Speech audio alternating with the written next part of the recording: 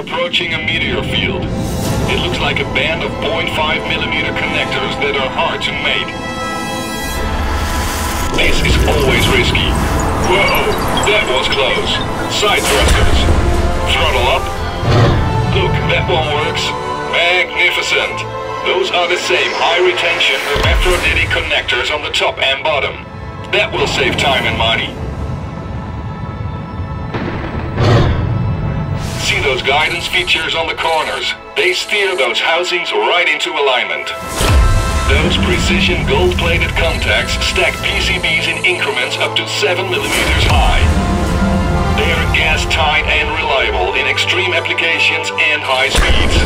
Like out here.